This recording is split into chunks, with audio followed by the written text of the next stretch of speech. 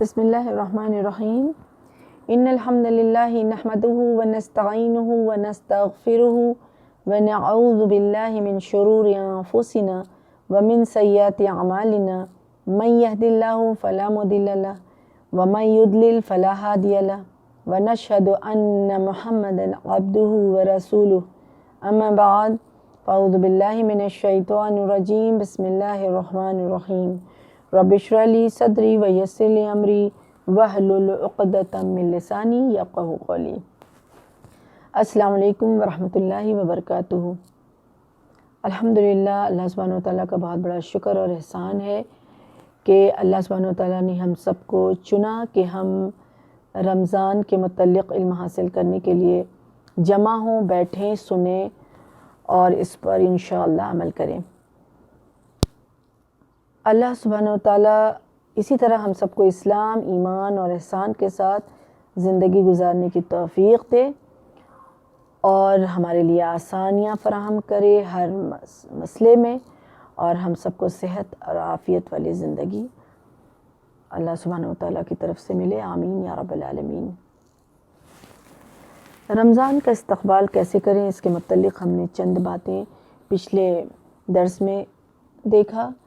کہ کس طرح سے ہمیں اپنی صفائی کرنی ہے، اپنے دل کی صفائی، اپنے اخلاق کی صفائی، اپنے معاملات کی صفائی، شرک اور بدعت اور گناہ اور معاملات میں جو بھی بگاڑ ہے اس کو نکالنا، اور اس طرح سے اپنے آپ کو پاک اور صاف بنانا۔ اور دوسری چیز کہ اس کے لیے رمضان کے لیے ہم نے کچھ لسٹ بنائی تھی، کچھ پلاننگ کیا تھا۔ آئیے انشاءاللہ اب دیکھتے ہیں کہ رمضان جب آئے تو رمضان کا استقبال دعا سے کرتے ہیں۔ ہم نے دیکھا تھا کہ دعا کیا ہوگی، دعا یہ ہوتی ہے اللہم احلہ علینا بالامن والایمان والسلامتی والاسلام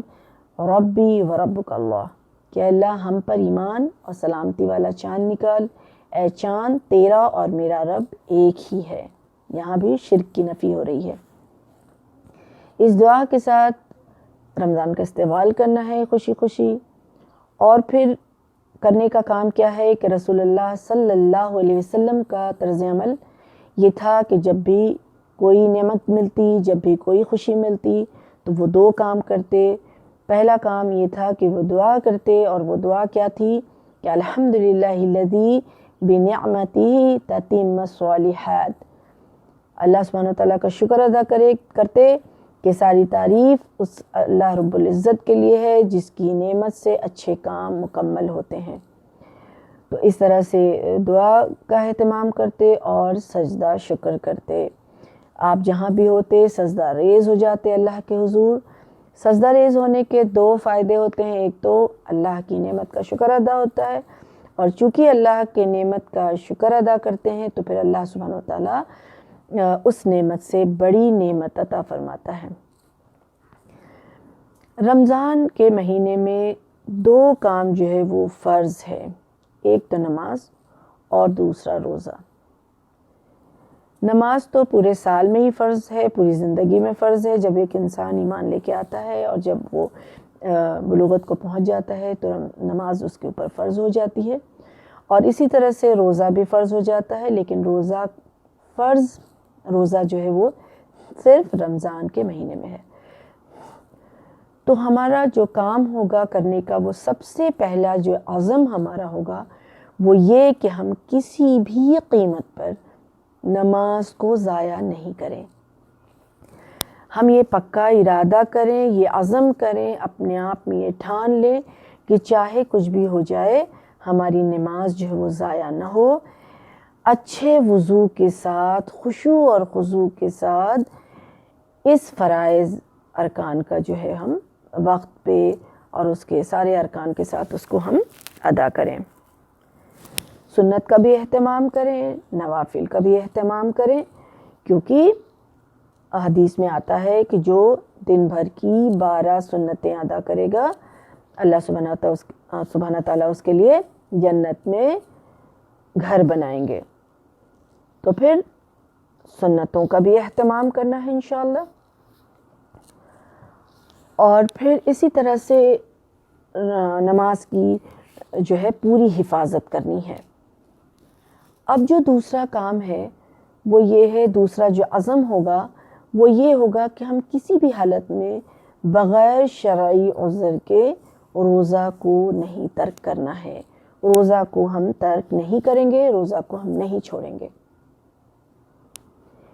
کیونکہ فرض روزہ جو ہے وہ جان بوجھ کر اگر کوئی چھوڑ دے تو ساری زندگی روزہ رکھے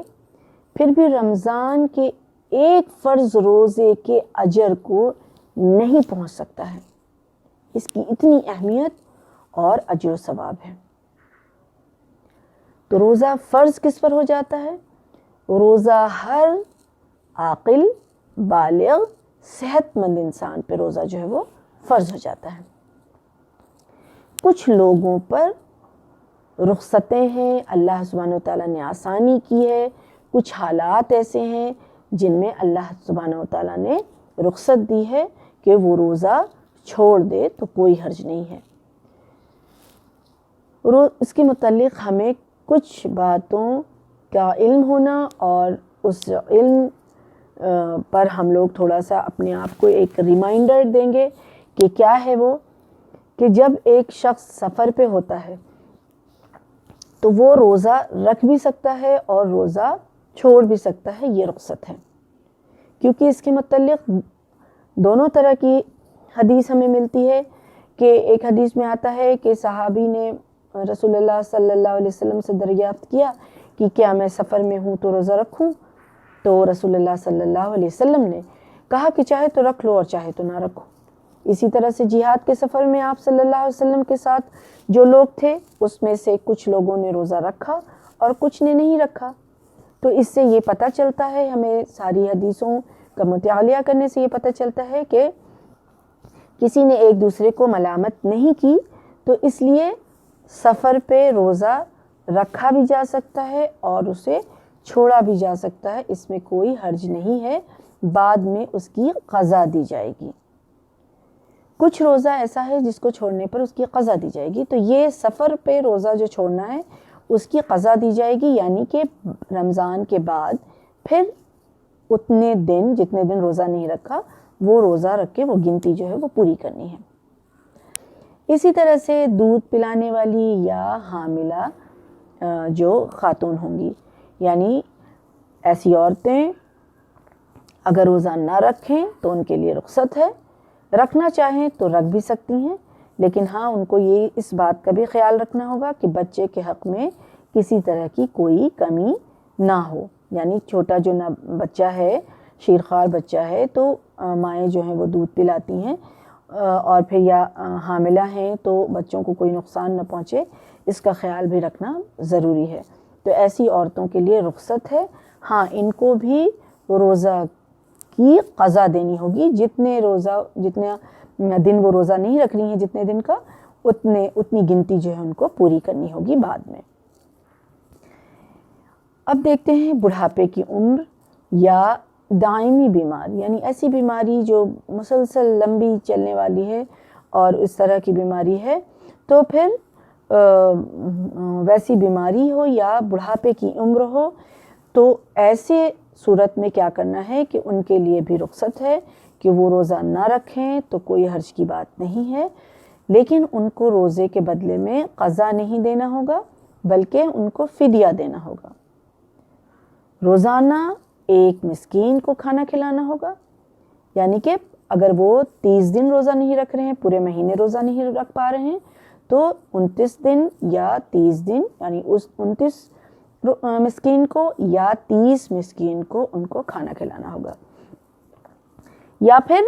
جتنا دن روزہ اگر بیچ میں وہ کبھی رکھ لیتے ہیں اور نہیں رکھتے ہیں تو مطلب پوری گنتی ان کو پوری کرنی ہے فدیہ کی شکل میں، کہ اتنا کاؤنٹ کر کے ان کو مسکین کو کھانا کھلانا ہے۔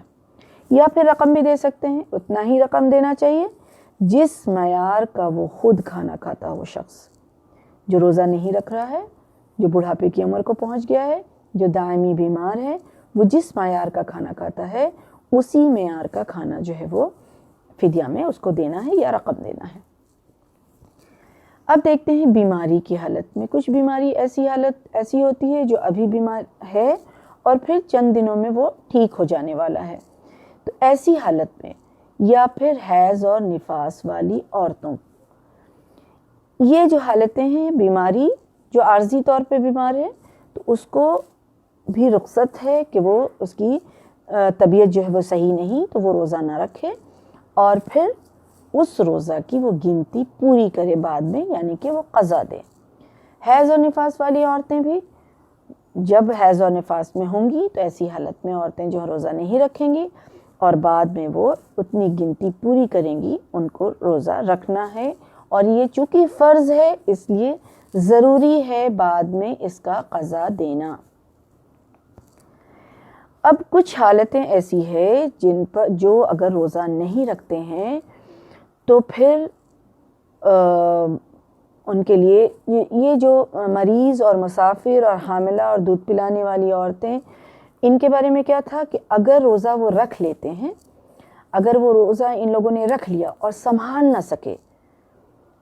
نہ سکے تو ایسے لوگ جو ہیں ایسی حالت میں روزہ توڑ بھی سکتے ہیں. کیونکہ کبھی کبھی ایسی حالت ہو جاتی ہے کہ بہت ہی شوق ہے، بہت ہی ہمت کر کے روزہ رکھ لیتے ہیں اور پھر جو ہے عصر تک یا شام ہوتے ہوتے تک ان کی جو ہے طبیعت اس طرح سے بگڑنے لگتی ہے کہ یعنی کہ وہ سنبھال نہیں پاتے ہیں. ایسی حالت میں جبکہ وہ سفر پہ ہوں یا بڑھاپے کی حالت ہو، یعنی کہ ویسا بڑھاپا جو مطلب کہ ابھی کچھ ایسی بیماری ان کو ہو جو عارضی بیماری ہے، تو اس طرح کی حالت میں تو پھر یا دودھ پلانے والی عورتیں ہیں یا حاملہ عورتیں ہیں، ایسے لوگ جو روزہ رکھ لیتے ہیں اگر وہ سنبھال نہ سکے تو توڑ سکتے ہیں، لیکن بعد میں ان کو صرف روزہ کا جو ہے وہ قضا دینا ہوگا. یعنی ہر حال میں روزہ کی جو ہے وہ قضا دینی ہی ہوگی. صورت الگ الگ بتا دی گئی ہے. اور ایسے کچھ لوگ ہیں جن کا روزہ جو ہے وہ معاف ہے. وہ کون لوگ ہیں؟ جو مجنون ہیں یعنی دیوانے ہیں، بے ہوش ہیں. اگر بے ہوشی کی عالم کسی کی رہتی ہے، بے ہوش ہوتے ہیں تو ویسے بے ہوشی کی حالت میں، اور یادداشت جس کی چلی جائے، ایسے لوگوں کے لیے پھر کوئی بھی ان کا وہ کاؤنٹنگ نہیں ہے. ویسے لوگوں کے لیے روزہ جو ہے وہ معاف ہے. اور نابالغ بچے ان پر تو فرض ہی نہیں ہوا ہے. اچھا، اب دوسری چیز یہ ہے دیکھنا ہے کہ تو ایسے لوگوں پہ یعنی کہ معاف ہے، یعنی کہ فرض نہیں ہے، تو پھر قضا یا فدیہ بھی ایسے لوگوں پہ نہیں ہوگا. بغیر کسی وجہ سے اگر کوئی روزہ توڑ دیتا ہے، کوئی ریزن نہیں ہے، بغیر شرعی عذر کے، بھوک لگ رہی ہے، پیاس لگ رہی ہے، استغفر اللہ، اس طرح سے، تو پھر ایسے لوگوں کو روزہ کی قضا بھی دینی ہوگی، ان کو صدقہ بھی کرنا ہوگا اور ان کو سچے دل سے توبہ بھی کرنا ہوگا. جو بغیر کسی شرعی عذر کے روزہ توڑ دیتا ہے تو پھر اس کو سچے دل سے توبہ کرنی ہوگی، پھر صدقہ بھی کرنا ہوگا اور اس روزہ کا قضا بھی دینا پڑے گا.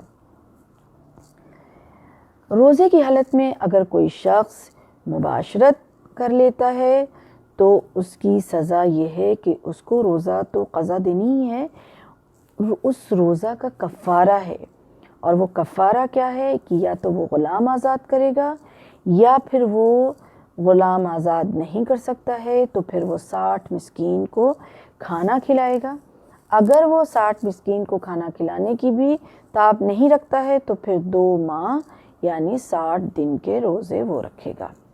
تو یہ اس کا کفارہ ہے جو روزے کی حالت میں مباشرت کر لیتا ہے. اب ہم دیکھتے ہیں انشاءاللہ روزے سے متعلق نیت کے مسائل، یعنی نیت کے بارے میں ہم دیکھتے ہیں کہ فرض روزے کی جو نیت ہے، یعنی رمضان کے روزے کی نیت فجر سے پہلے کرنا ضروری ہے. فجر سے پہلے کرنا ضروری ہے. نفل روزے کے لیے نیت دن میں زوال سے پہلے کسی بھی وقت ہم کر سکتے ہیں، اس میں کوئی مسئلہ نہیں ہے، کیونکہ رسول اللہ صلی اللہ علیہ وسلم جب فجر کے بعد نماز سے جب فارغ ہو کے جب مسجد سے آیا کرتے تھے تو عموماً یہ ہوتا تھا کہ گھر میں جب کچھ نہیں ہوتا تھا، جب وہ پوچھتے تھے پتہ چلا کہ آج کچھ بھی نہیں ہے تو کہتے تھے اچھا چلو کوئی بات نہیں، میں روزے سے ہوں.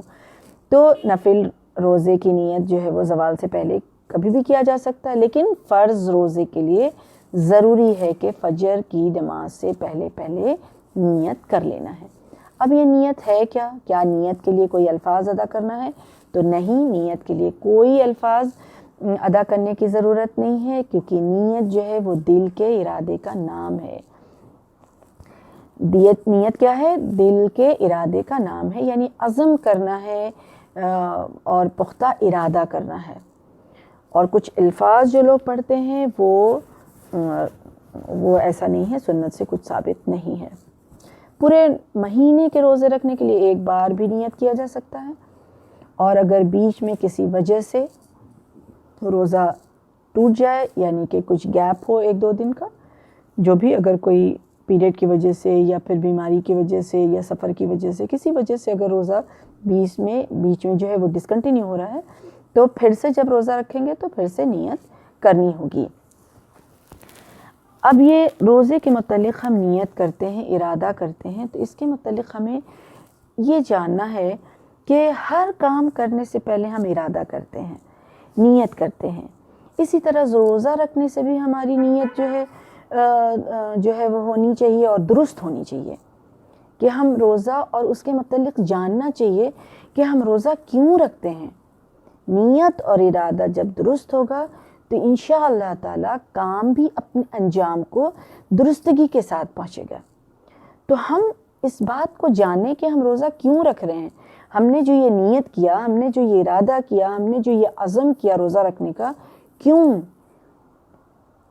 تو ہم جانتے ہیں کہ روزہ ہم اس لیے رکھتے ہیں کیونکہ اللہ سبحانہ وتعالیٰ نے ہم پر فرض کیا ہے۔ روزہ اللہ سبحانہ وتعالیٰ کی طرف سے فرض کیا ہوا ہے اور یہ اللہ کا حکم ہے، اس لیے ہم روزہ رکھتے ہیں، سب سے پہلی بات۔ دوسری چیز یہ ہے کہ روزہ کا مقصد ہے وہ کیا ہے؟ تقوی پیدا کرنا۔ تو ہم یہ نیت کریں، دل میں یہ ارادہ کریں، عزم کریں گے کہ اپنے اندر تقوی پیدا کرنے کے لیے ہم روزہ رکھیں گے انشاءاللہ۔ پھر ہمارا ارادہ کیا ہوگا کہ ہم روزہ اس لیے رکھیں گے کہ اللہ سبحانہ وتعالیٰ نے گناہ معاف کرنے کا وعدہ کیا ہے، تو ہم روزہ اس لیے رکھیں گے کہ ہمارے گناہ معاف ہو جائیں۔ ہم روزہ اس لیے رکھیں گے، ہماری نیت اس لیے ہوگی، ہمارا ارادہ اس لیے ہوگا کہ ہماری دعا قبول ہوگی، کیونکہ اللہ سبحانہ وتعالیٰ نے روزے دار کی دعا قبول ہونے کی بات کہی ہے۔ ہم روزہ اس لیے رکھیں گے کہ قیامت کے دن یہ روزہ ہمارے لیے سفارشی بن کے آئے گا۔ تو ہماری نیت ہوگی کہ ہم روزہ اس لیے رکھیں گے کہ قیامت کے دن یہ روزہ ہمارے لیے سفارشی بن کے آئے۔ اور کیا ارادہ ہوگا اور کیا نیت ہوگی ہماری؟ ہم روزہ اس لیے رکھیں گے کہ یہ روزہ ہمارے لیے جہنم سے ڈھال بن جائے۔ ہم روزہ اس لیے رکھیں گے، اور ہم روزہ اس لیے رکھیں گے کہ ہم جنت کے خاص دروازے سے، جس کا نام ریان ہے، سے ہم جنت میں داخل ہو سکیں۔ ہم روزہ اس لیے رکھیں گے۔ اور ہماری نیت کیا ہوگی؟ ہماری نیت یہ ہوگی کہ ہم روزہ اس لیے رکھیں گے کہ اللہ سبحانہ وتعالیٰ کے خاص انعام کے ہم حقدار بن سکیں، کیونکہ اللہ سبحانہ وتعالیٰ نے فرمایا ہے کہ ہر عمل جو ہے انسان کا وہ اس کے لیے ہے، اور روزہ اللہ کے لیے ہے، اللہ سبحانہ وتعالیٰ خود اس کا اجر دے گا، سبحان اللہ۔ تو ہم یہ نیت اور ارادہ کریں روزہ کا کہ ہم روزہ اس لیے رکھیں گے کہ اتنے سارے انعامات اللہ سبحانہ وتعالیٰ کی طرف سے ملنے کا وعدہ ہے۔ تو ہمارے ذہن میں جب یہ نیت ہوگی کہ ہم اس لیے روزہ رکھ رہے ہیں، تو پھر روزے کے سارے شرائط کا اہتمام ہم انشاءاللہ خوشی خوشی پورے جوش و خروش کے ساتھ کریں گے انشاءاللہ۔ کیونکہ کسی بھی چیز کا جب انسان کو فائدہ اور اس کے فضائل کا جو علم ہو جاتا ہے کہ ہمیں یہ چیز ملنے والی ہے، تو وہ کام آسان ہو جاتا ہے، مقصد کو پورا کرنا جو ہے وہ آسان ہو جاتا ہے، مشکل نہیں ہوتی۔ اس لیے ان باتوں کا جو ہے وہ خیال رکھنا، ان باتوں کو اپنے ذہن میں رکھنا بہت ضروری ہے، اور اس کے بعد پھر ہم نیت کریں گے، اور نیت جو ہے وہ اس کے لیے کوئی الفاظ ادا کرنے کی ضرورت نہیں ہے، بس اس چیز کو سمجھنا ہے، اللہ سبحانہ وتعالیٰ سے امید رکھنی ہے، اور پھر ہم نیت اور ارادہ کریں گے رمضان کے روزہ رکھنے کا۔ اب دیکھتے ہیں انشاءاللہ سحری کے متعلق کچھ باتیں۔ سحری کرنے سے پہلے، سحری جو ہے سنت ہے، تو سنت رسول اللہ صلی اللہ علیہ وسلم نے اس کے متعلق فرمایا ہے۔ حضرت انس بن مالک رضی اللہ عنہ کا بیان ہے کہ انہوں نے فرمایا کہ نبی کریم صلی اللہ علیہ وسلم نے فرمایا کہ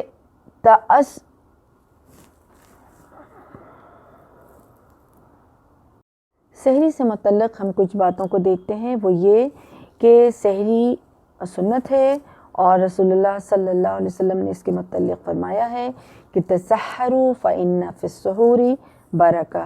سحری کھایا کرو کیونکہ سحری میں برکت ہے۔ سحری میں برکت ہے، دیکھیے سحری کرنے سے اللہ سبحانہ وتعالیٰ کی طرف سے توانائی حاصل ہوتی ہے، طاقت ملتی ہے، انسان فریش رہتا ہے، صحت اچھی رہتی ہے، اور روزے میں آسانی ہوتی ہے۔ تو الحمدللہ تو اس کی ترغیب دلایا کیا ہے، اور روزے کے بارے میں، سحری کے بارے میں رسول اللہ صلی اللہ علیہ وسلم نے فرمایا ہے کہ سحری مت چھوڑو، چاہے پانی کا ایک گھونٹ ہی کیوں نہ ہو، کیونکہ اللہ سبحانہ وتعالیٰ سحری کرنے والوں پر رحمت بھیجتا رہتا ہے، سبحان اللہ، اور فرشتے ان کے لیے دعائیں کرتے ہیں۔ تو سحری کرنے والوں کے لیے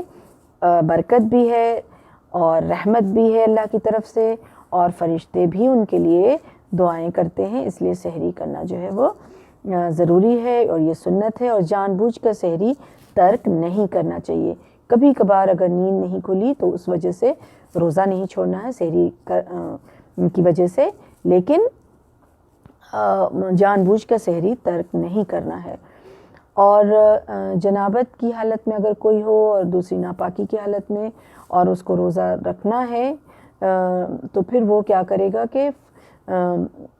وضو کر کے وہ سحری کر سکتا ہے، اور فجر سے پہلے وہ غسل کر لے اگر وقت کی کمی ہے۔ اور وقت سے پہلے سحری کرنا صحیح نہیں ہے، کیونکہ انسان کو کبھی اٹھنے کی مشقت جو ہے کا احساس ہوتا ہے اس کو، تو وہ کیا کرتا ہے کہ کئی لوگوں کا یہ طریقہ ہوتا ہے کہ وہ لوگ چونکہ اٹھنے میں مشکل ہوگی تو وہ رات بھر صرف اس لیے نہیں سوتے ہیں کہ ان کو سحری کرنا ہے، سحری کے وقت تک پہنچنے کے لیے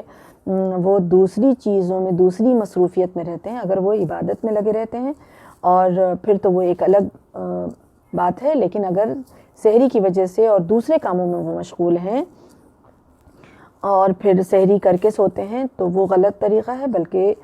وہ عبادت نہیں کر رہے ہیں، تو پھر ان کو سونا ہے اور اٹھ کے وہ مشقت کا ہی اتنا اجر ملتا ہے، اس لیے ان کو اٹھنا ہے اور پھر سحری کرنا ہے۔ اور کئی لوگوں کا یہ طریقہ ہوتا ہے کہ وہ لیٹ نائٹ سوتے ہیں، تو اس وقت ہی سحری کر کے سحری کی نیت سے وہ کچھ کھا پی کے سو جاتے ہیں، تو یہ بھی طریقہ غلط ہے اور یہ قابل قبول نہیں ہے۔ سحری کے لیے باقاعدہ سے اٹھنا ہے، اور اگر کوئی عبادت میں مشغول ہے، رات کی عبادت میں، تو اس کے لیے پھر کوئی مشکل نہیں ہے، وہ پھر اپنے وقت پہ سحری کا جو وقت ہے اس پہ وہ سحری کرے۔ تو اس طرح سے، اور سحری میں کرنا کیا ہے کہ سحری جو ہے وہ اس کے متعلق فرمایا ہے کہ مومن کا بہترین سحری جو ہے وہ کھجور ہے، مومن کا بہترین سحری کھجور ہے، اس لیے کھجور کھانا چاہیے سحری میں۔ اور ابو داؤد کی حدیث کا مفہوم ہے کہ رسول اللہ صلی اللہ علیہ وسلم نے فرمایا سحری کے متعلق سے، سحری کے وقت کے متعلق کہ جب تم میں سے کوئی شخص اذان سنے اور برتن اس کے ہاتھ میں ہو تو وہ اسے نہ رکھے یہاں تک کہ اس سے اپنی ضرورت پوری کر لے۔ یعنی اللہ سبحانہ وتعالیٰ کی محبت یہاں نمایاں ہو رہی ہے کہ اللہ سبحانہ وتعالیٰ اپنے بندے پر آسانی فرماتا ہے، مشقت میں نہیں ڈالتا ہے، کہ اگر کسی وجہ سے سحری میں دیر ہو گیا کبھی اور وہ اس کے ہاتھ میں کھانے پینے کی چیز ہے تو وہ اسے جلدی جلدی کھا کر کے ختم کر لے، لیکن یہ اس کا معمول نہیں ہونا چاہیے۔ کسی شرعی عذر کی وجہ سے اگر کبھی اس طرح سے تاخیر ہو گیا، کیونکہ سحری کا جو وقت بتایا گیا ہے وہ کیا ہے کہ سحری اور فجر کے درمیان جو وقفہ ہونا چاہیے وہ 50 آیتوں کا ہونا چاہیے، 50 آیتوں کا ہونا چاہیے، جس کے متعلق جو ہے وہ علماء کا کہنا ہے کہ وہ 10 منٹ کا وقت ایٹ لیسٹ ہوتا ہے۔ تو اذان فجر کی ہو اس سے پہلے 10 منٹ پہلے سحری کھا کر کے فارغ ہو جانا چاہیے، اور سحری میں تاخیر کرنے کا حکم ہے، اس لیے فجر کے پہلے ہی سحری کرنا ہے۔ اب دیکھتے ہیں انشاءاللہ افطاری سے متعلق کچھ باتیں۔ افطاری میں جلدی کرنا جو ہے وہ سنت ہے، سحری میں تاخیر کرنے کا حکم ہے اور افطار میں جلدی کرنے کا حکم ہے، اور یہ سنت ہے اور یہ خیر کا باعث ہے، کیونکہ رسول اللہ صلی اللہ علیہ وسلم نے اس کے متعلق فرمایا کہ جب تک لوگ افطار میں جلدی کرتے رہیں گے وہ خیر و بھلائی کے ساتھ رہیں گے۔ تو یہ جلدی کرنے کا کیا مطلب ہے کہ سورج غروب ہوتے ہی روزہ کھول لیں، یعنی اذان کا وقت ہوتا ہے، سورج غروب جیسے ہی ہوتا ہے ویسے ہی روزہ کھول لینا ہے، روزہ توڑ دینا ہے۔ افطاری یعنی روزہ کھولنا جو ہے وہ کس چیز سے ہے، روزہ کس چیز سے توڑنا ہے؟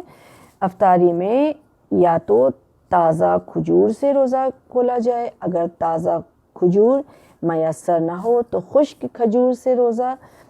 کھولا جائے، اور اگر خشک کھجور بھی میسر نہ ہو تو چند گھونٹ پانی سے روزہ کھولنا جو ہے وہ مسنون ہے، سنت ہے۔ روزہ افطار جو ہے وہ نمک سے کرنا درست نہیں ہے، میٹھی چیز سے روزہ کھولنا ہے، جس کے متعلق ابھی ہم نے دیکھا کہ کھجور یا پانی ہو تو کوئی بات نہیں ہے۔ روزہ افطار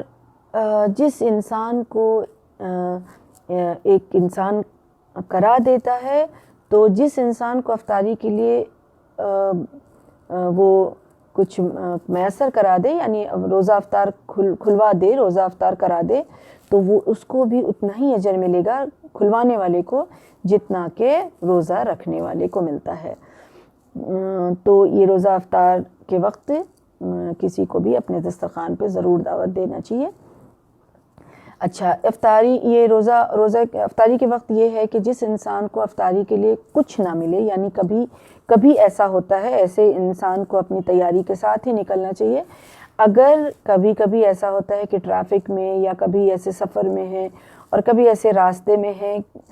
کہ کچھ بھی میسر نہیں اور اذان تک گھر نہ پہنچ سکے، تو ایسی حالت میں افطاری کی نیت کر لے گا انسان، تو وہ روزہ اس کا کھل جائے گا، فوراً اس کو روزہ کھولنے کی نیت، یعنی کہ اس کو یہ کر لینا کہ ابھی میرے پاس ہے نہیں، انشاءاللہ ملتے ہی ہم روزہ کھول لیں گے، ہم نے روزہ کھول لیا اللہ کے حکم سے، یعنی کہ تو افطاری کے بعد افطاری کے وقت جو ہے وہ کرنا کیا ہے کہ دنیا اور آخرت کی بھلائی کے لیے اس وقت خوب دعائیں مانگنا ہے، اور یہ مستحب ہے، اور کیونکہ یہ دعا کی قبولیت کا وقت ہے۔ افطار کے وقت اور سحری کے وقت، یہ دونوں ہی وقت جو ہے وہ دعا کی قبولیت کا وقت ہے۔ اس کے لیے بہت اہتمام کے ساتھ ایٹ لیسٹ 10 منٹ پہلے دسترخوان لگائیں اور اس وقت بیٹھیں اور اللہ سے دعائیں مانگیں، تو انشاءاللہ وہ قبولیت کا وقت ہے۔ اور کبھی ایسا ہوتا ہے کہ اگر کسی کام میں مصروف بھی ہیں کچن وغیرہ میں، تو اہتمام تو یہ کرنا ہے کہ دسترخوان پہ بیٹھنا ہے اور دعا کرنا ہے، اور اگر کبھی ایسے ہیں تو پھر باتوں میں اپنا وقت ضائع نہیں کرنا ہے، بلکہ زبان سے دعا ہی کرتے رہنا ہے، دعا اور ذکر میں ہی وہ وقت کو جو ہے گزارنا ہے۔ اور افطار کی بھی مسنون دعا ہے، اور وہ دعا کیا ہے؟ ذهب الظمأ وابتلت العروق وثبت الاجر انشاءاللہ، کہ پیاس بجھ گئیں، رگیں تر ہو گئیں، اور انشاءاللہ اجر ثابت ہوگا۔ ابو داؤد میں سے یہ ثابت ہے، اور رسول اللہ صلی اللہ علیہ وسلم افطاری کے بعد یہ دعا پڑھنے کا اہتمام کرتے تھے، اور دوسری جو دعائیں ہیں وہ سنت سے ثابت نہیں، جو پڑھنے کا رواج انڈیا اور پاکستان میں ہے۔ اب انشاءاللہ ہم دیکھتے ہیں، یہ روزے کے کچھ مسائل تھے، اب ہم دیکھتے ہیں کہ روزہ کن چیزوں سے نہیں ٹوٹتا ہے اور ہم کنفیوز رہتے ہیں۔ روزہ جو ہے بھول کر اگر کوئی کھا پی لیتا ہے کوئی شخص، تو اس کا روزہ نہیں ضائع ہوتا ہے، نہیں ٹوٹتا ہے، اور حدیث میں آتا ہے کہ اللہ نے اسے کھلایا اور پلایا، یعنی اگر کوئی بھول کر کھا پی لیتا ہے تو روزہ نہیں ٹوٹتا ہے، لیکن جیسے ہی یاد آئے اس کو چھوڑنا ہے۔ مسواک کرنے سے روزہ نہیں ٹوٹتا ہے، احتلام ہو جائے تو روزہ نہیں ٹوٹتا ہے، غسل کر لینا ہے۔ اگر کوئی شخص تیل لگاتا ہے تو تیل لگانے سے روزہ نہیں ٹوٹتا ہے۔ ناخن تراشنے سے وضو نہیں ٹوٹتا ہے۔ بال کٹنگ، اگر ہیئر کٹنگ کوئی کرواتا ہے کوئی شخص تو اس کا بھی روزہ نہیں ٹوٹتا ہے۔ مالش اگر کوئی کرواتا ہے تو مالش کرنے سے بھی روزہ نہیں ٹوٹتا ہے۔ کبھی کبھی تھوک اندر چلا جاتا ہے، تھوک نگلنے کا مسئلہ آ جاتا ہے، اس سے بھی روزہ نہیں ٹوٹتا ہے۔ کبھی ایسی جگہ جہاں بہت مکھی مچھر ہے تو وہ بھی اگر نگل لیتے ہیں تو وہ بھی اگر منہ کے اندر چلا گیا، نگل گئے تو اس سے بھی روزہ نہیں ٹوٹتا ہے۔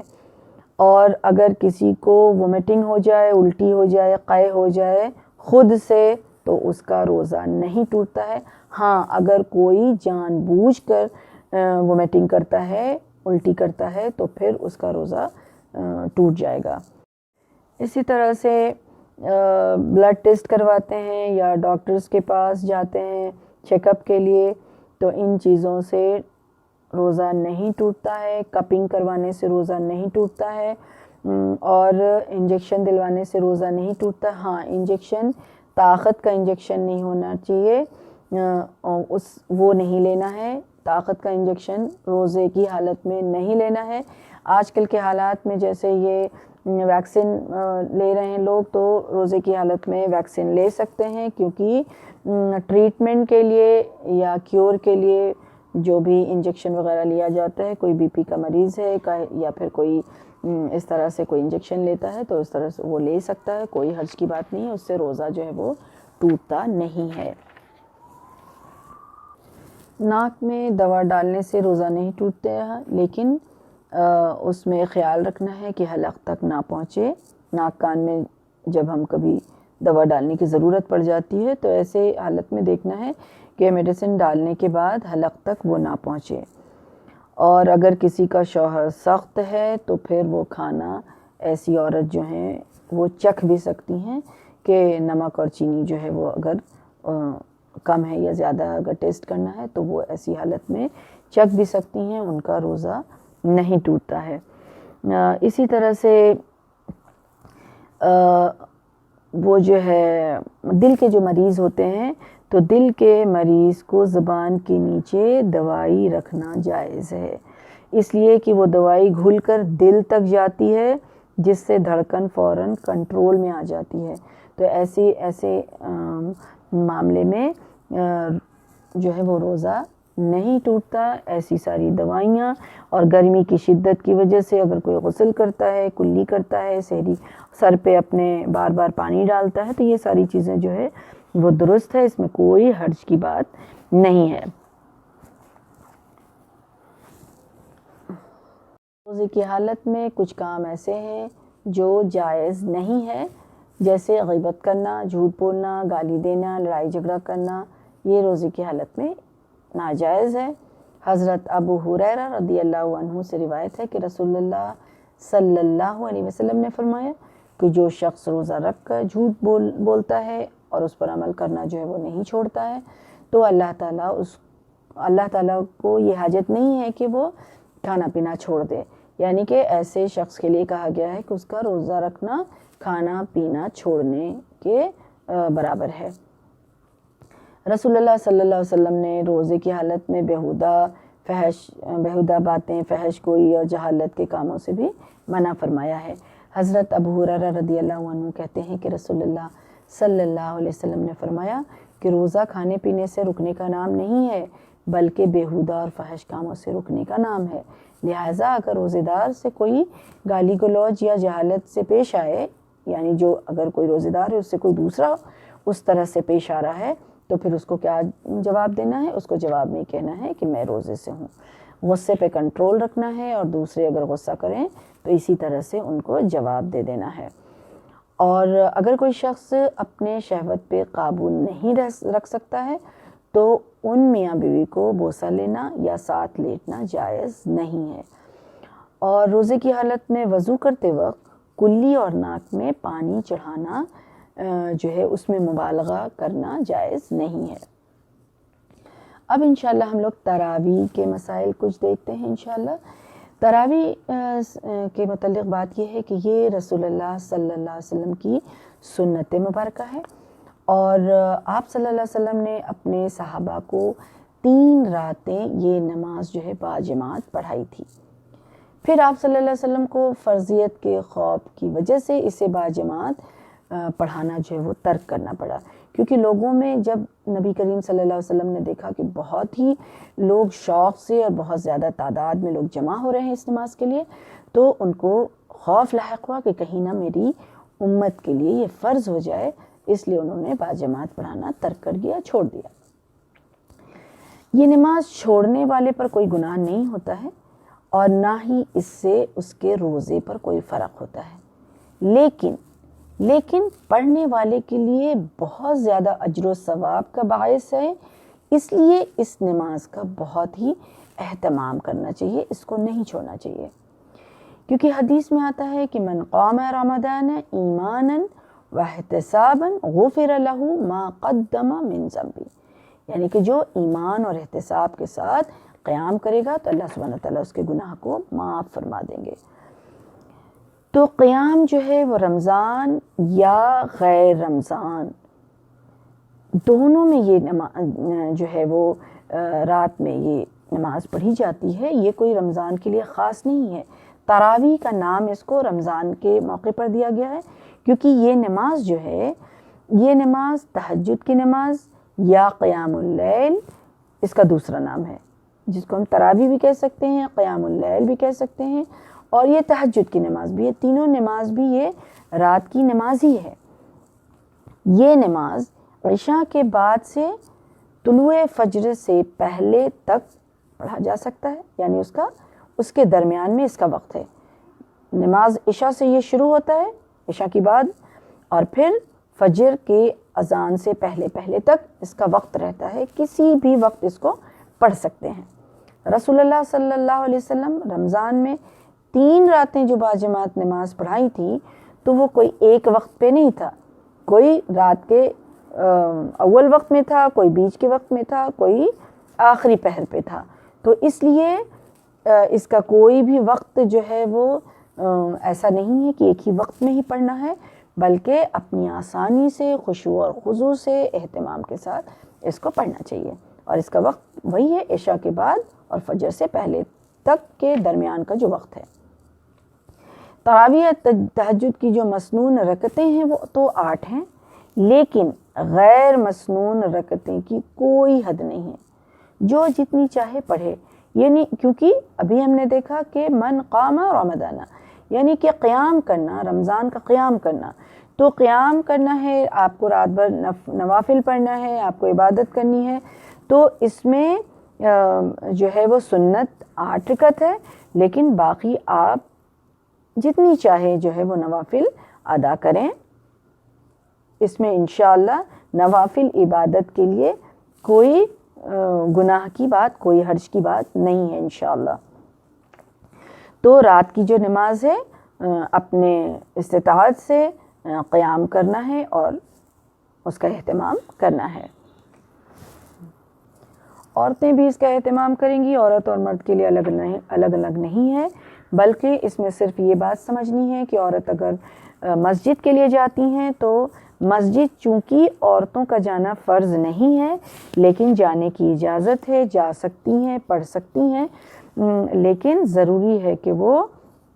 مکمل شرعی پردے کے ساتھ، اور جو شرائط ہے کہ اٹریکٹیو ان کا ڈریس نہیں ہو، اور کلرفل بیگس وغیرہ، اسکارف اور سینڈل اس طرح کی، اور میک اپ، ان چیزوں کا اہتمام نہ کریں، اور نمایاں کرنے والی ایسی کوئی چیزیں نہ ہو، تو پھر شرعی اہتمام کے ساتھ وہ مسجد جا سکتی ہیں. خوشبو وغیرہ نہ لگائیں، اور جا کر کے عورتیں بھی مسجد میں تراویح کی نماز جو ہے وہ ادا کر سکتی ہیں. اب انشاءاللہ ہم لوگ اعتکاف کے مسائل تھوڑا دیکھتے ہیں کہ اعتکاف کیا ہے. وہ ہے جم کر بیٹھنا. اعتکاف کا معنی ہے جم کر بیٹھنا، یعنی سب سے کٹ کر، سب سے ہٹ کر کے ایک جگہ جم کر کے بیٹھ جانا اور اللہ سبحانہ وتعالیٰ کی عبادت کرنا. اعتکاف جو ہے وہ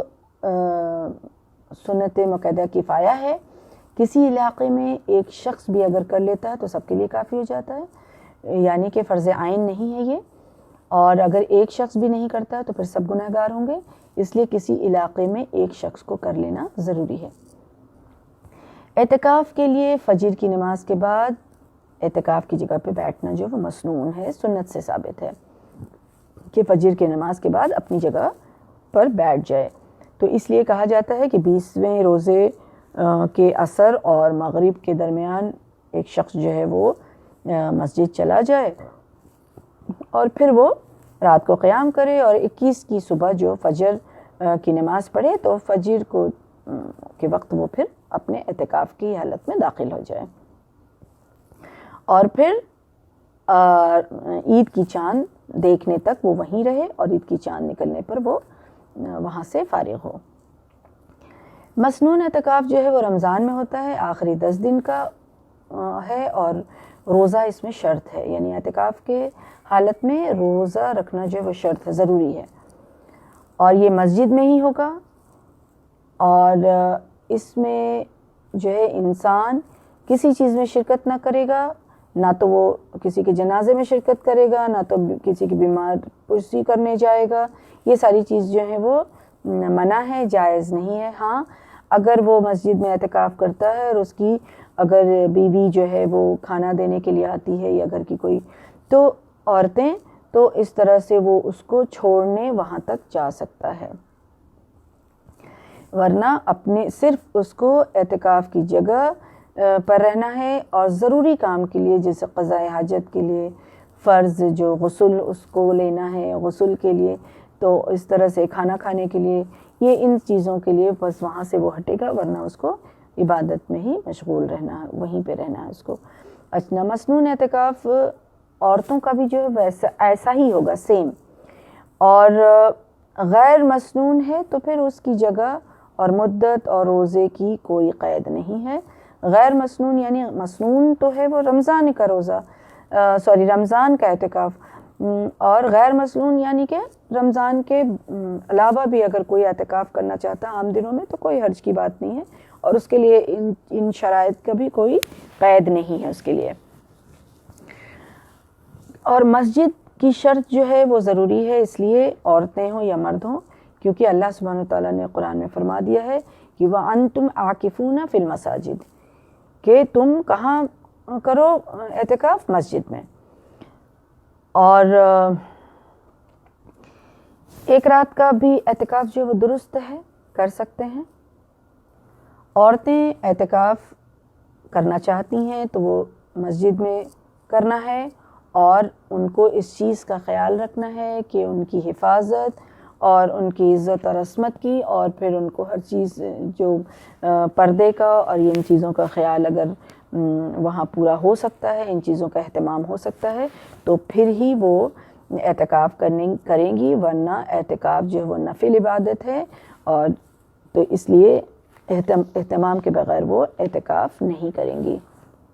انشاءاللہ ہم لوگ دیکھتے ہیں لیلۃ القدر کے متعلق چند باتیں۔ تو قرآن مجید جو ہے وہ لیلۃ القدر کی رات میں ہی لوح محفوظ سے آسمان دنیا پہ اتارا گیا ہے، اور یہ بہت ہی عظمت والی رات ہوتی ہے۔ ایک رات جو ہے وہ اپنے قدر و منزلت کے اعتبار سے 1000 مہینوں سے یہ بہتر ہوتا ہے،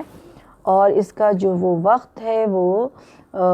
طلوع فجر تک جو ہے وہ سلامتی ہی سلامتی اس رات میں رہتی ہے۔ اور وقت کیا ہے کہ غروب آفتاب سے، جب آفتاب غروب ہوتا ہے اس وقت سے فجر تک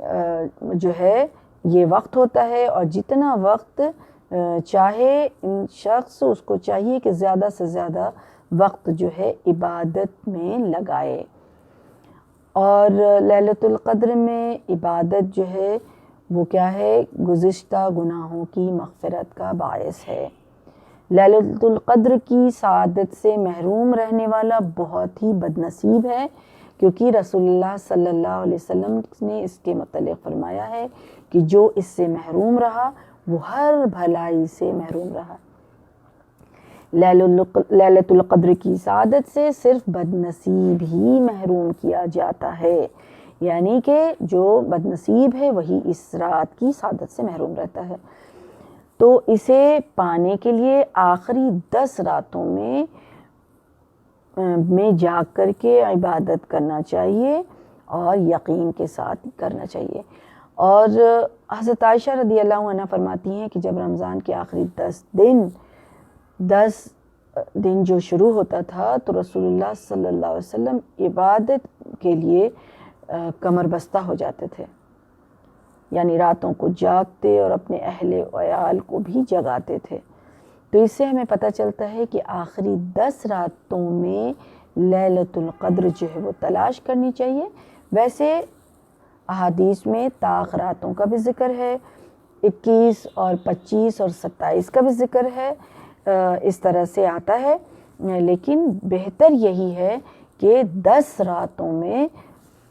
جو ہے وہ لیلۃ القدر تلاش کیا جائے، رات بھر عبادت کی جائے، اللہ سبحانہ و تعالیٰ سے دعائیں مغفرت کی جائے، اپنی حاجت طلب کی جائے. تو یہ ساری چیز آخری 10 راتیں میں بہت زیادہ سے زیادہ کرنا چاہیے. اور اگر کوئی اس کتاب نہیں رکھتا ہے تو کم سے کم طاق راتوں میں تو ضرور کرے، طاق راتوں میں ضرور اس کو تلاش کرنے کی کوشش کرے. اور اس کے لیے خاص دعا بتائی گئی ہے، اور وہ دعا کیا ہے؟ اللہم انک عفو تحب العفو فاعف عنی. یہ دعا حضرت عائشہ رضی اللہ عنہ نے جب پوچھا کہ اگر میں لیلۃ القدر پالوں تو کون سی دعا پڑھوں، رسول اللہ صلی اللہ علیہ وسلم سے دریافت کیا، تو رسول اللہ صلی اللہ علیہ وسلم نے فرمایا کہ یہی دعا فرمائی جس کا معنی ہے کہ یا اللہ تو معاف کرنے والا ہے، معاف کرنے کو پسند کرتا ہے، لہٰذا مجھے معاف فرما دے. تو یہ دعا جو ہے وہ سنت سے ثابت ہے، یہ دعا پڑھنی چاہیے. اور باقی اپنی دعائیں جو بھی مانگنی ہے وہ کوئی حرج نہیں ہے، وہ اللہ سبحانہ و تعالیٰ سے اپنی حاجت طلب کر سکتا ہے انسان.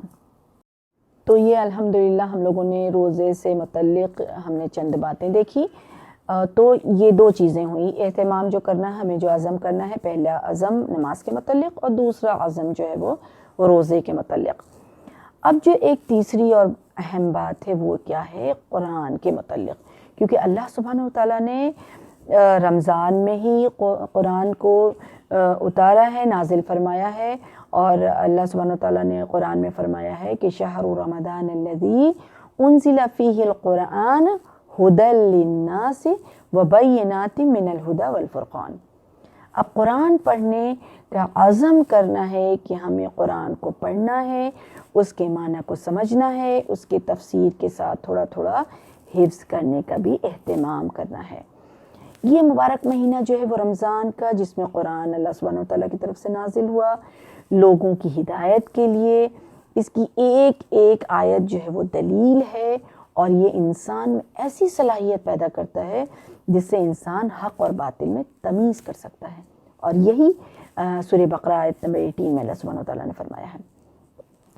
تو صحیح اور غلط میں انسان کمپیئر کر سکے، حق اور باطل کو پہچان سکے، اس لیے ہمیں یہ عزم کرنا ہے کہ ہمیں یہ قرآن کو پڑھنا ہے. ایک پلاننگ کے تحت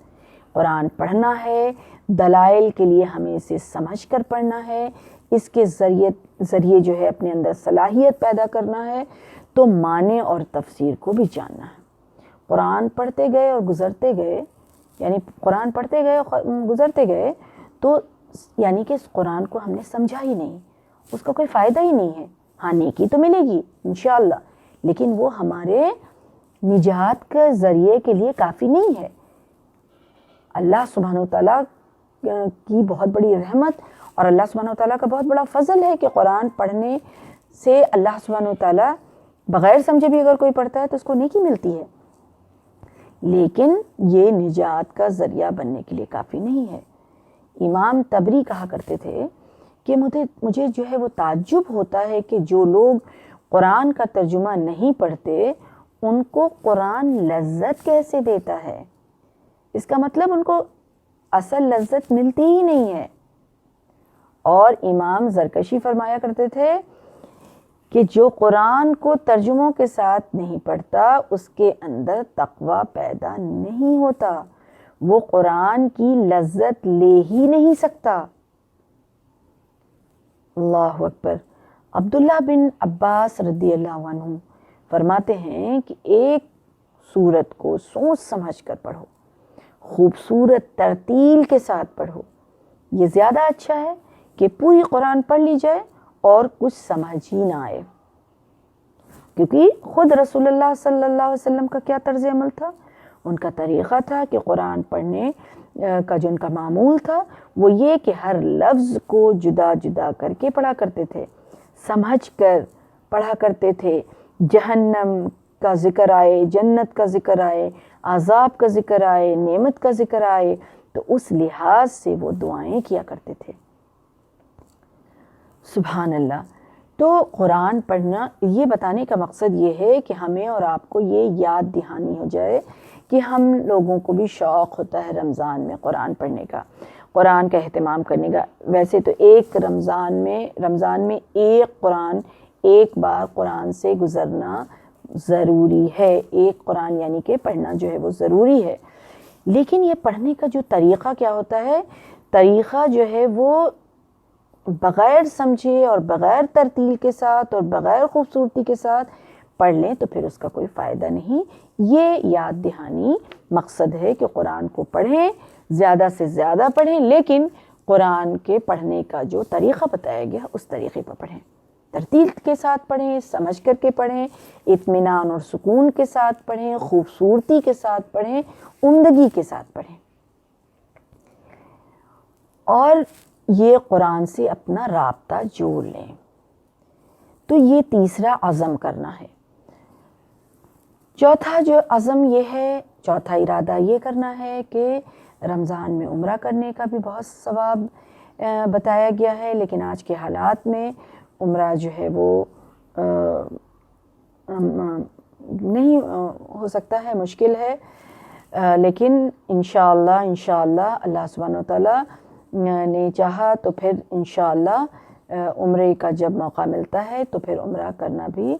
ہے کہ مال اور صحت میں برکت ہوتی ہے، اور انسان کو جو ہے وہ حج کے برابر جو ہے وہ عمرے کا ثواب ملتا ہے۔ رمضان میں اگر کوئی عمرہ کرتا ہے تو حج اس سے ساقط نہیں ہو جاتا ہے، لیکن اس کے برابر حج کے برابر جو ہے اس کو ثواب ملتا ہے جو رمضان میں عمرہ کرتا ہے۔ افطاری کروانے کا اہتمام کا عزم کرنا ہے، تو یہ تو ہم لوگوں نے دیکھ لیا ہے کہ برابر کا جو ہے اس کو اجر ملتا ہے، اور یتیم کی کفالت بہت بڑا اجر ہے اس کا، تو رمضان میں اس کا بھی اہتمام کہ ایک پیکج بنا کر کے پہنچانا چاہیے، کیونکہ اس سے حدیث میں کیا آتا ہے کہ جو یتیم کی کفالت کرتا ہے اس کا دل نرم ہوتا ہے، یعنی دل کو نرم کرنے کا طریقہ ہے، اور یتیم کے سر پر اگر کوئی ہاتھ رکھتا ہے